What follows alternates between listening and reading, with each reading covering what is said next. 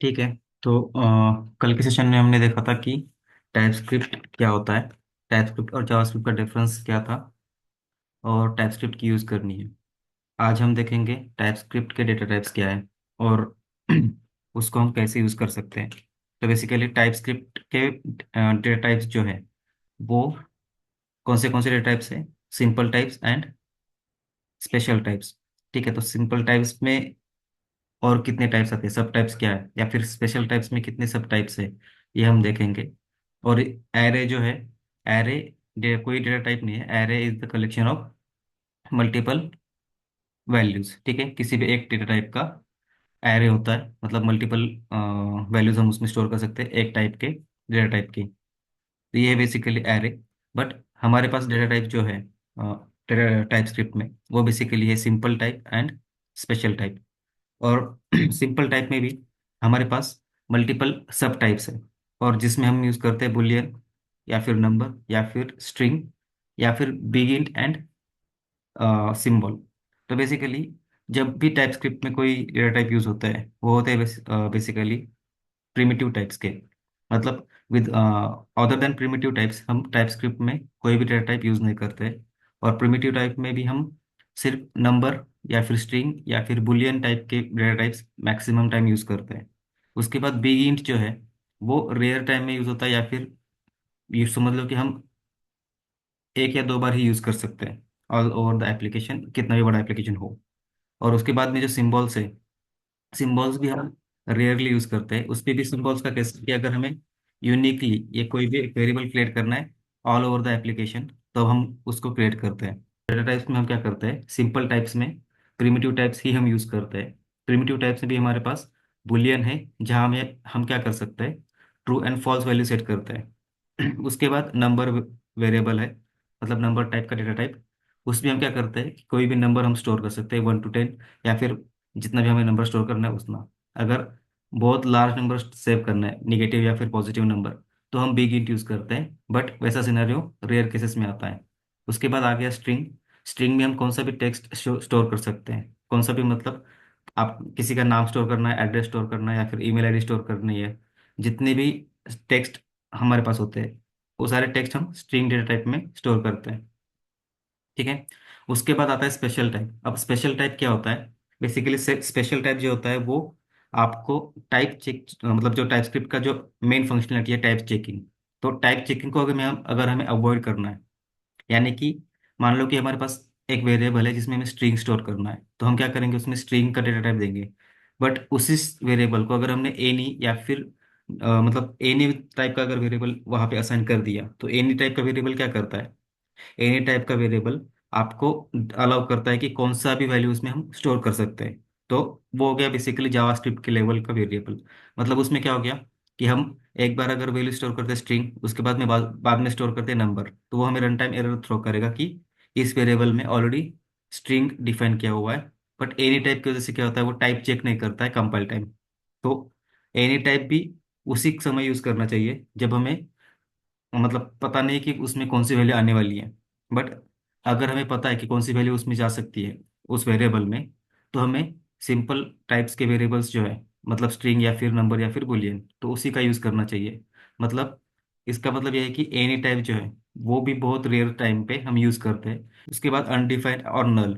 अब अनडिफाइंड और नल में क्या होता है, बेसिकली अगर हम डेटाबेस से कुछ डेटा लेके आ रहे हैं, और वहां से अगर डेटाबेस में से डेटा लेते आते वक्त हमारा एपीआई फेलियर हो गया, या फिर डेटा डेटाबेस में से आते वक्त उसके जो वैल्यूज है, यानी कि जब भी हम डेटाबेस से वैल्यू लाते हैं, वो उस केस में हम क्या करते हैं, इंटरफेसेस यूज करते हैं।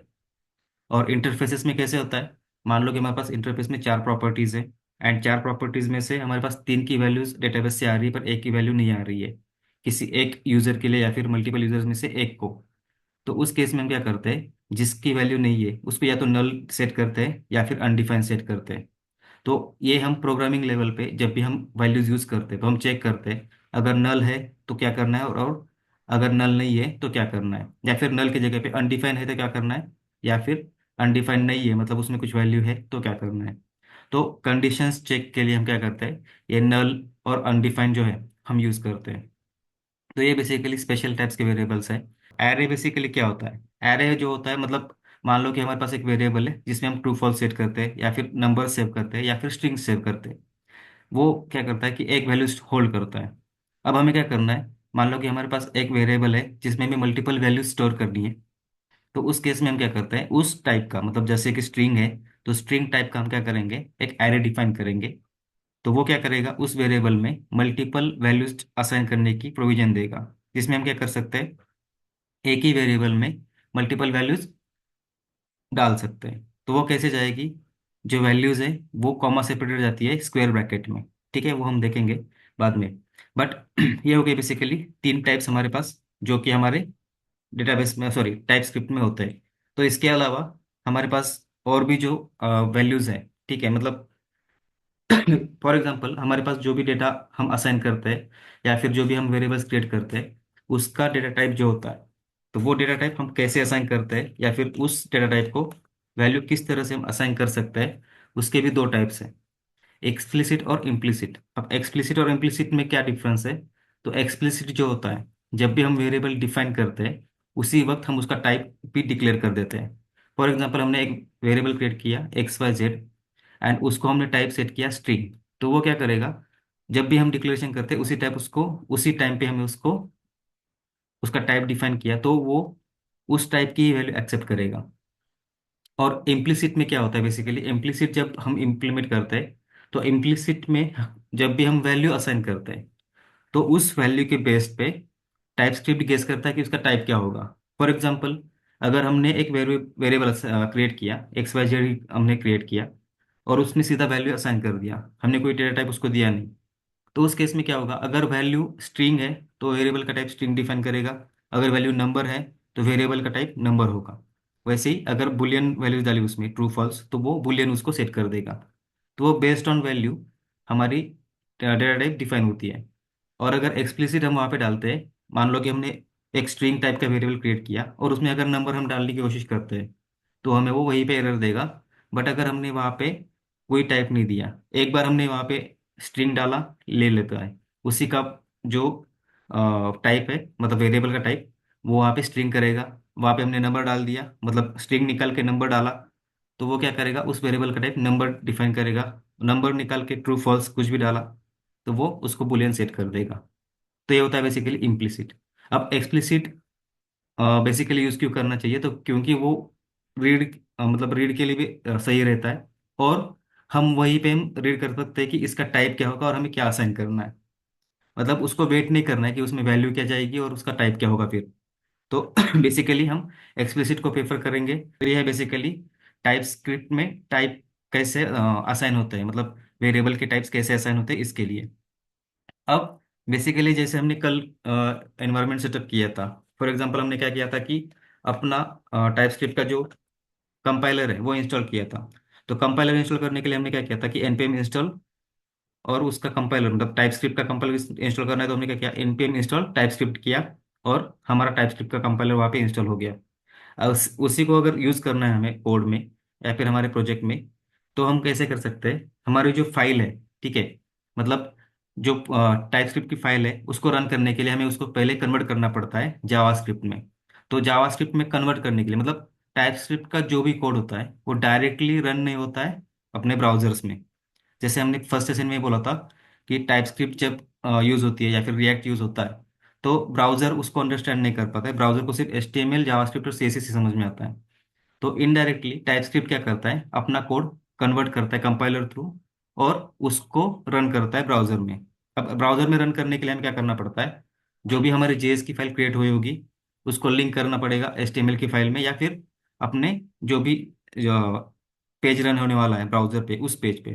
तो उस केस में क्या होता है अपना जावास्क्रिप्ट का कोड लिंक्ड है, तो वहां पे वो रन होगा, एंड उसके अंदर जो भी कोड होगा वो टाइप स्क्रिप्ट का कॉपी होता है। तो उस कॉपी से लेकर के अपना टाइप स्क्रिप्ट का कोड रन होता है। मतलब इनडायरेक्टली अपना जावास्क्रिप्ट का ही कोड ब्राउजर पे रन होता है। तो उसके लिए भी हमारे पास स्टेप्स क्या है, अगर हमने पूरा सेटअप किया हुआ है, टाइप स्क्रिप्ट का कंपाइलर इंस्टॉल्ड है, आपके पास टाइप स्क्रिप्ट इनिशियलाइज्ड है, तो उस केस में क्या होगा, आपका जो भी टाइप स्क्रिप्ट का फाइल है उसको रन करने के लिए TSC कमांड है। TSC मतलब टाइप स्क्रिप्ट कंपाइलर। तो TSC और फाइल का नेम आप डालेंगे, तो उससे क्या होता है, आपका एक जावास्क्रिप्ट का फाइल क्रिएट होता है उसी लोकेशन पे जहाँ पे आपकी टीएस की फाइल है, यानी कि टाइपस्क्रिप्ट की फाइल है। तो हम क्या करते हैं, उस जनरेटेड फाइल को, मतलब जावास्क्रिप्ट की फाइल को हम लिंक करते हैं एचटीएमएल के पेज में। एंड उस एचटीएमएल के पेज को जब हम रन करेंगे, तब वो रन करेगा अपने जावास्क्रिप्ट की फाइल को। तो इनडायरेक्टली हमारा जब भी ब्राउजर रन होगा, टाइपस्क्रिप्ट का फाइल रन नहीं होगा तो जावास्क्रिप्ट का फाइल रन होगा। ठीक है, ये हो गया बेसिकली जावास्क्रिप्ट सॉरी टाइपस्क्रिप्ट का कोड कैसे रन करना है। अब यहाँ पे भी एक पॉलिसीज होती है, एग्जीक्यूशन पॉलिसीज, जो हम टर्मिनल यूज करते हैं। तो उस टर्मिनल में क्या होता है, अपने पास पावर शेल होता है या फिर गेट बैश होता है। तो पावर शेल में जब हम कोई भी स्क्रिप्ट रन करते हैं, उस स्क्रिप्ट को अगर एक्सेस नहीं होता है, तो हमारे पास एक एरर एरर स्क्रीन थ्रो करता है। उस एरर स्क्रीन में क्या आता है कि आपकी जो स्क्रिप्ट रन हो रही है उसको मतलब अनऑथराइज्ड है। ठीक है, अगर ऐसा कोई एरर आता है तो हमें पहली स्क्रिप्ट रन करनी है, टू सेट वाली जो कमांड है। ठीक है, वो कमांड हमें रन करनी पड़ती है। यहाँ पे क्या होता है, आपके कोड में आपका जो आपका जो कंपाइलर है, वो टाइपस्क्रिप्ट की फाइल्स को रन करने के लिए कंपेटेबल हो जाता है। मतलब वो जो पॉलिसीज है पावरशेल की, वो मॉडिफाई हो जाती है। एंड आपका जो करंट यूजर होगा, लॉग्ड इन यूजर आपकी मशीन का, उसको उस पावरशेल में आपकी जो भी अनऑथराइज्ड स्क्रिप्ट्स है वो रन करने के लिए वहाँ पे उसको एक्सेस दिया जाता है।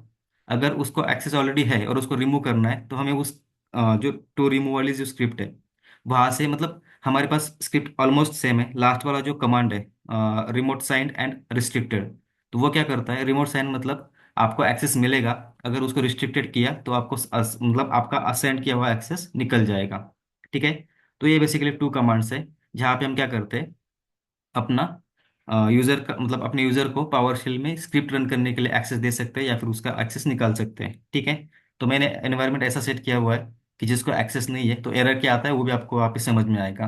तो हम स्विच करते वीएस कोड में और वहाँ पे देख लेते हैं कि किस तरह से हम टाइपस्क्रिप्ट की फाइल रन करेंगे और किस तरह से हम टाइपस्क्रिप्ट को एग्जीक्यूट करते हैं। ठीक है, अब यहाँ पे हम क्या करते हैं, एक फोल्डर क्रिएट करते हैं जहाँ पे हम सिर्फ टाइपस्क्रिप्ट का कोड लिखेंगे। और वैसे भी आज का जो सेशन होगा, इसमें सिर्फ हम ये देखेंगे कि टाइपस्क्रिप्ट जो है वो किस तरह से रन की जाती है।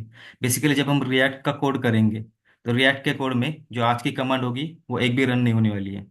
रिएक्ट में सिर्फ हमारे कंपोनेंट्स बनेंगे और कंपोनेंट्स में हम वेरिएबल यूज करेंगे। इसीलिए हम सिर्फ ये सेशन मतलब आज तक के जो सेशंस हैं वो सिर्फ अंडरस्टैंडिंग के लिए कि वेरिएबल्स कैसे क्रिएट करने, डेटा टाइप्स क्या होते हैं, और हमें कैसे वो यूज करने हैं। मतलब जावास्क्रिप्ट की फाइल वहाँ पे क्रिएट होगी, वो भी हम यूज नहीं करेंगे जब भी हम रिएक्ट में जाएंगे तब।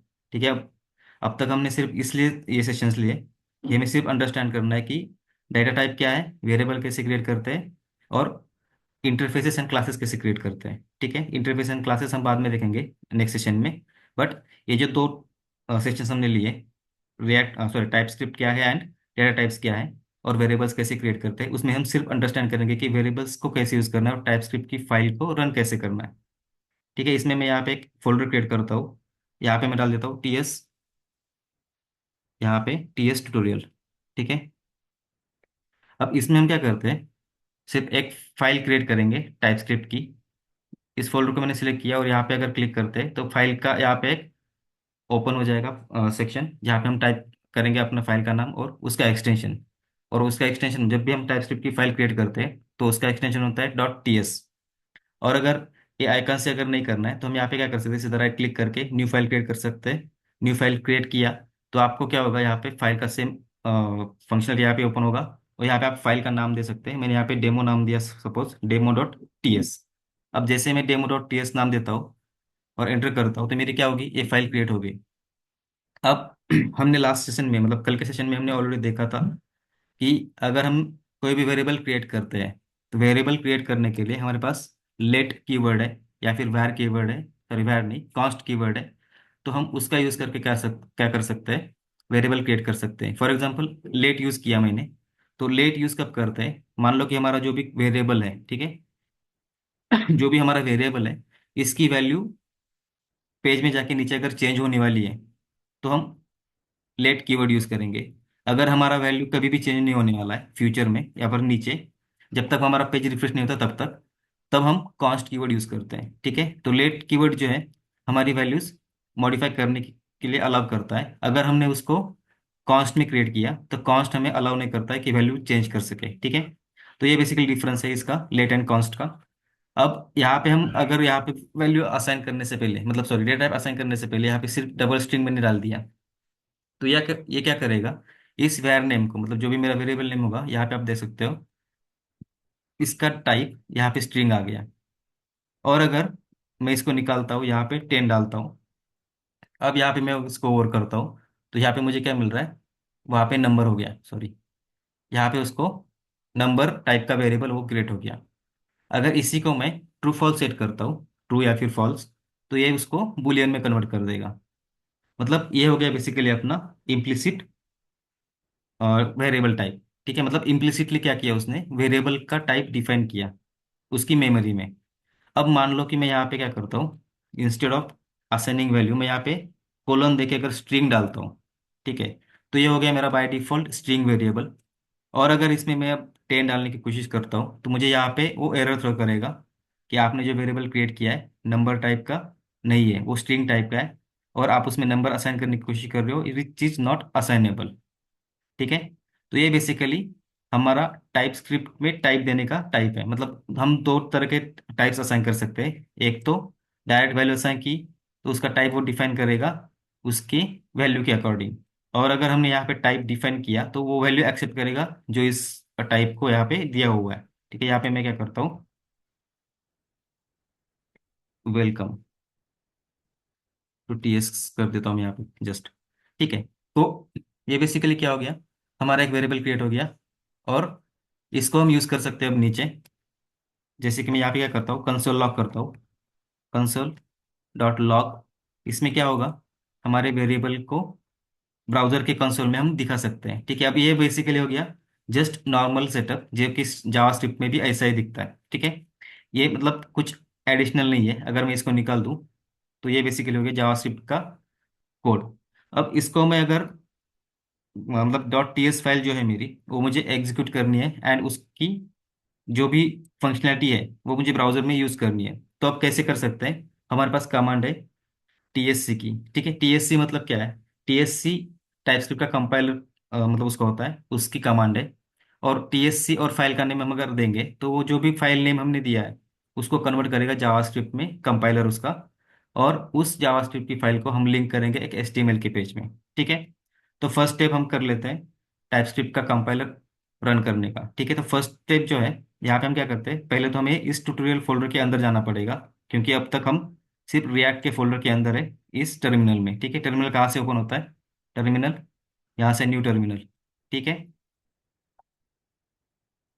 तो यहाँ पे हमारा फोल्डर जो है रिएक्ट, अब उसके अंदर हमें जाना है टीएस ट्यूटोरियल के अंदर। तो हम अंदर अगर जाना है फोल्डर के, तो सीडी कमांड है हमारे पास, सीडी, उसके बाद हमारा जो भी फोल्डर है उसका नाम टीएस डैश ट्यूटोरियल, ठीक है।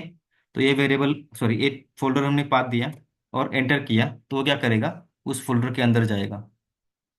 अब इस फोल्डर के अंदर आने के बाद हमें कमांड रन करनी है, टीएससी स्पेस अपनी फाइल का नाम, ठीक है। यहाँ पे एरर थ्रो करेगा एक, तो वो भी देख लेते हैं, टीएससी, उसके बाद स्पेस डेमो डॉट टीएस।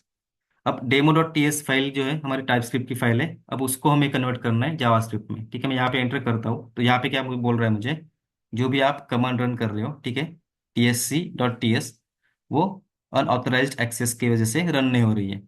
तो इसको अब हमें रन करना है, ठीक है। तो यहाँ पे भी बोल रहा है कि एग्जीक्यूशन पॉलिसीज जो है, ठीक है, एग्जीक्यूशन पॉलिसीज जो है वो यहाँ पे अलाउ नहीं कर रही है आपकी टाइपस्क्रिप्ट की कमांड रन करने के लिए इस टर्मिनल में। तो उसको अलाउ करने के लिए हम क्या कर सकते हैं, अपनी जो कमांड थी, ठीक है, सेट एग्जीक्यूशन पॉलिसी वाली, वो यहाँ पे रन कर सकते हैं, ठीक है। तो वो क्या कमांड थी, set dash execution policy, execution policy, ठीक है। उसके बाद उसका स्कोप हम डिफाइन करेंगे, स्कोप, ठीक है। मैंने क्या किया, सेट डैश ईएक्स किया, टैब डाला, तो मेरा पूरा एग्जीक्यूशन पॉलिसी टाइप होके आ गया। उसके बाद हाइफन एससी डाला, स्कोप आ गया। वैसे मैं क्या कर रहा हूँ, यहाँ पे करंट यूजर मुझे डालना है, ठीक है। तो यहाँ पे करंट यूजर के लिए मैंने सी यू आर डाला, टैप किया, करंट यूजर आ गया। उसके बाद हमें एग्जीक्यूशन पॉलिसी ऐड करनी है, ठीक है। तो यहाँ पे एग्जीक्यूशन पॉलिसी कैसे ऐड करते हैं, यहाँ पे डालना है एग्जीक्यूशन पॉलिसी स्पेस, और उसके बाद हमें डालना है रिमोट साइंड, ठीक है। यहाँ पे मैं डालता हूँ रिमोट, सॉरी, रिमोट साइंड, ठीक है, ये कमांड मैंने डाल दी और एंटर किया। तो वो क्या करता है, अपने जो पावरशेल की स्क्रिप्ट है, ठीक है, पावरशेल की स्क्रिप्ट मतलब पावरशेल का जो एप्लीकेशन रन करने की स्क्रिप्ट है, उसमें मॉडिफिकेशन करता है और करंट यूजर को अलाउ करता है अपने जो अनऑथराइज स्क्रिप्ट है वो रन करने के लिए। ठीक है, अब सेम कमांड अगर हम फिर से रन करेंगे तो अपनी जावास्क्रिप्ट की फाइल इस फोल्डर के अंदर क्रिएट होगी, टीएस ट्यूटोरियल के अंदर। ठीक है, हम इसको फिर से टीएससी डेमो को रन करते हैं, उससे पहले मैं यहाँ पे क्लियर कर लेता हूँ। ठीक है, क्लियर किया और फिर से सेम कमांड मुझे रन करनी है, टीएससी डेमो डॉट टीएस। इसको मैंने रन किया तो वो थोड़ा सा टाइम लेके अपनी जेएस फाइल यहाँ पे क्रिएट कर लेगा। ठीक है, अब इसके अंदर सेम कोड है जो कि इसके अंदर था। ठीक है, अब इसमें चेंजेस क्यों नहीं है, क्योंकि हमने जो कोड यहाँ पे लिखा है वो ऑलमोस्ट सेम है जो कि जावास्क्रिप्ट में होता है, इसलिए यहाँ पे कुछ चेंज नहीं। जब हम इंटरफेसेस यूज करेंगे, क्लासेस यूज करेंगे, तब जाके फाइल क्या होती है, मॉडिफाई होती है। एंड इसमें हमारे पास जो मॉडिफाइड कोड होता है जावास्क्रिप्ट का, वो एंड टाइपस्क्रिप्ट का कोड अलग दिखता है। ठीक है, अभी तो हमें सेम दिखेगा, बट फ्यूचर में अगर हम उसको चेंज करेंगे एंड इसका टाइप डिफाइन करेंगे या फिर टाइप मतलब इंटरफेस डिफाइन करेंगे, क्लासेस डिफाइन करेंगे, तब जाके क्या होगा, इस एक्चुअल फाइल का कोड एंड इस फाइल का कोड डिफरेंट दिखेगा। अब टाइपस्क्रिप्ट में जो कोड है उसको हमें रन करना था, इसलिए हमने जेएस फाइल क्रिएट की। अब जेएस फाइल रन करनी है, इसलिए हमें क्या करना पड़ेगा कि इंडेक्स फाइल क्रिएट करनी पड़ेगी जो कि इस फाइल को लिंक करेगा और उसको हम रन कर पाएंगे। ठीक है, मैं इसको सेव करता हूँ एंड इसमें क्या करते हैं, एक न्यू फाइल क्रिएट करते हैं, जस्ट एक index dot H T M L file. ठीक है, अब इसमें एच टी एम एल का कोड हमें डाल राइट करना है, तो यहाँ पे हम क्या कर सकते हैं, normal H T M L का कोड यहाँ पे डाल सकते हैं। यहाँ पे डालता हूँ HTML5 और इसमें हमारा बेसिक कोड यहाँ पे आ गया।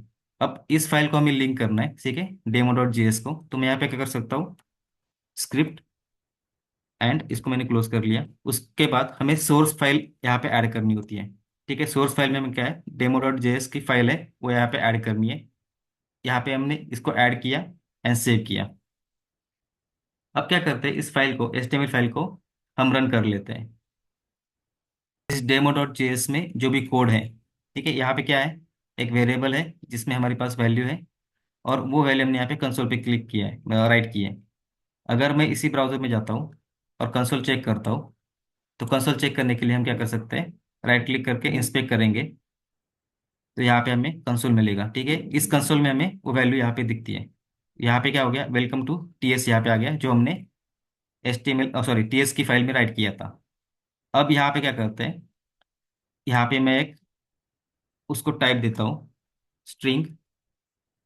ठीक है, फिर से अगर मैं टीएस की फाइल में चेंज करता हूँ तो मुझे क्या करना पड़ता है, फिर से ये फाइल रन करनी पड़ती है, जो कि फिर से मतलब बिल्ड होगा और बिल्ड होके अपनी जेएस फाइल जो है वो उस तरह से मॉडिफाई होगी। अब आपके केस में क्या है, यहाँ पे देखो, मैंने टीएस फाइल में यहाँ पे स्ट्रिंग अप्लाई किया और सेव किया, उसको बिल्ड किया, तब भी यहाँ पे जो टाइप है यहाँ पे नहीं आया, क्योंकि टाइप स्क्रिप्ट सिर्फ मतलब सॉरी, जो टाइप्स है वो सिर्फ टाइप स्क्रिप्ट में यूज होते हैं और जावास्क्रिप्ट जो है वो टाइप्ड लैंग्वेज नहीं है। अब जब हमने इसमें स्ट्रिंग असाइन किया, बिल्ड किया, उस कोड में कुछ मॉडिफाई नहीं हुआ, मतलब उसमें कुछ चेंज नहीं हुआ, क्योंकि टाइपस्क्रिप्ट एंड जावास्क्रिप्ट में यही डिफरेंस है कि जावास्क्रिप्ट में हमारे पास टाइप्स डिफाइन करने का कोई ऑप्शन नहीं है और जावास्क्रिप्ट सॉरी टाइपस्क्रिप्ट में हमारे पास वो ऑप्शन है।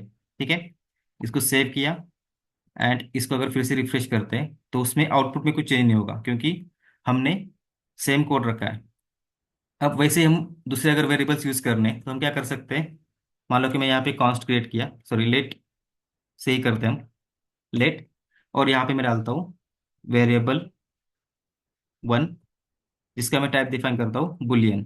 ठीक है, अब जब हम कोई भी टाइप डिफाइन करते हैं तो इस तरह से टाइप डिफाइन करना होता है, कोलन, उसके बाद उसका टाइप एंड उसकी जो भी वैल्यू होगी वो यहाँ पे आएगी। ठीक है, ये हो गया बेसिकली नॉर्मल वेरिएबल्स कैसे क्रिएट करने हैं। अब हम क्या करते हैं, इसके नीचे जाके एक ऑब्जेक्ट बनाते हैं, जो कि हमने लास्ट सेशन में भी किया था, कल के सेशन में। यहाँ पे एक ऑब्जेक्ट क्रिएट किया, जैसे कि कॉन्स्ट, मैं यहाँ पे क्रिएट करता हूँ यूजर, और इस यूजर को मैं क्या करता हूँ, सॉरी कॉन्स्ट यूजर, और यूजर को मैं कुछ वैल्यूज डाल देता हूँ, जैसे कि नेम हो गया, जिसमें मैं डाल देता हूँ डैन। उसके बाद उसका एज, ठीक है, मान लो कि 30। उसके बाद उसका ईमेल, जैसे कि यहाँ पे email email@example.com। ठीक है, ये प्रॉपर्टीज मैंने यहाँ पे डाल दी। अब इसको हम यहाँ पे प्रिंट करते हैं, मतलब कंसोल लॉग करते हैं। ठीक है, तो यहाँ पे मैंने किया console.log, और इसमें मैं डाल देता हूँ इस यूजर को। ठीक है, तो नॉर्मली मैंने एक ऑब्जेक्ट लिया, उसको प्रिंट किया। अब ये जो ऑब्जेक्ट है, ठीक है, ये ऑब्जेक्ट जो है, इसका अगर टाइप हम देखेंगे तो पूरा का पूरा ऑब्जेक्ट यहाँ पे दिखा रहा है, इस तरह का वो ऑब्जेक्ट बन रहा है। बट इस ऑब्जेक्ट को अगर मुझे टेम्पलेट में डिफाइन करना है, मतलब इस ऑब्जेक्ट का मुझे टेम्पलेट क्रिएट करना है, ठीक है, वो टेम्पलेट हम क्रिएट कर सकते हैं यूजिंग क्लास और इंटरफेस।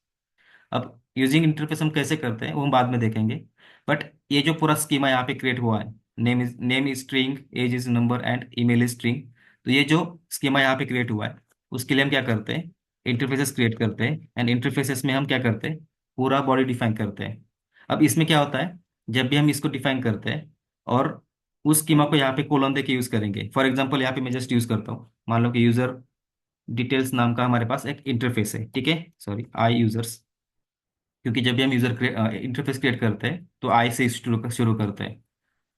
तो ये अगर हम यूज करते हैं तो इसमें क्या होता है, अपना स्कीमा रेडी होता है, तो इस स्कीमा की वजह से हमारा डेटा जो है, तो यहाँ पे हम यूज कर सकते हैं। ठीक है, ये कैसे क्रिएट करना है और क्या इसका यूज है वो हम नेक्स्ट सेशन में देखेंगे। बट अभी के लिए एक नॉर्मल वेरिएबल क्रिएट किया, उसमें हमने ऑब्जेक्ट असाइन किया एंड उसको मैंने यहाँ पे लॉक किया। ठीक है, सेम चीज़ फिर से, TSC अपनी फाइल का नाम, इसको बिल्ड किया मैंने। ठीक है, अब मैं यहाँ पे अगर जाता हूँ तो वहाँ पे भी सेम, क्योंकि अब तक हमने क्या किया, नॉर्मल जावास्क्रिप्ट का कोड लिख रहे हैं अपने टाइप स्क्रिप्ट में भी, तो यहाँ पे सेम यहाँ पे रिफ्लेक्ट होकर आ गया। और इसमें क्या हो गया अपना, अब यूजर लॉग होगा। ठीक है, मैं यहाँ पे जाता हूँ, इसको रिफ्रेश करता हूँ, तो यहाँ पे देखो मेरे पास ये यूजर जो है वो ऑब्जेक्ट यहाँ पे प्रिंट हो गया, ईमेल, एज, उसका नेम यहाँ पे प्रिंट हो गया। तो इस तरह से यहाँ पे दिख रहा है कि उसका डेटा टाइप भी ऑब्जेक्ट है। ठीक है, तो ये इस तरह से हम क्या कर सकते हैं, अपने वेरिएबल्स क्रिएट कर सकते हैं, उसके डेटा टाइप असाइन कर सकते हैं। अब नेक्स्ट सेशन में हम देखेंगे कि किस तरह से हम इंटरफेसेस क्रिएट करते हैं एंड किस तरह से हम इंटरफेसेस का यूज करके अपना जो डेटा टाइप है वो डिफाइन करते हैं। ठीक है, अभी के लिए इतना ही रखते हैं, और नेक्स्ट सेशन में हम इंटरफेस के बारे में देखते हैं।